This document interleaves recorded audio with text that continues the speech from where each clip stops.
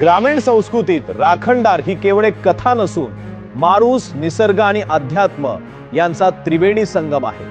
पूर्वीच्या काळी शेतातील कामे उरकून अंधारल्या रात्री घरी परतणाऱ्या वाटसरूंच्या पाठीशी साक्षात क्षेत्रपाल किंवा महादेवाचा गड म्हणून हा राखणदार उभा असतो, अशी दृढ श्रद्धा आहे। लोकांच्या वर्णनानुसार डोक्यावर मुंडासे, अंगावर धोतर, खांद्यावर कांबड, पायात चामडी चपला आणि हातात घुंगरू लावलेली काठी असणारा हा रक्षक अंधारात वाट चुकलेल्यांना मार्ग दाखवून सुरक्षित घरी पोहोचवतो, अशा अनेक लोककथा प्रचलित आहेत। ज्या झाडाखाली त्याचे वास्तव्य मानले जाते त्या झाडाच्या नावाने किंवा आजोबा या आदरार्थी नावाने ही स्थाने आजही गावोगावी प्रसिद्ध आहेत। तंत्रज्ञान कितीही पुढे गेले तरी हा राखणदार म्हणजे अंधारातील तो प्रकाश आहे, जो आजही गावकऱ्यांना सुरक्षिततेची आणि अस्तित्वाची जाणीव करून देतो। हा केवळ एक भास नसून माणूस, निसर्ग आणि अध्यात्म यांचा त्रिवेणी संगम आहे।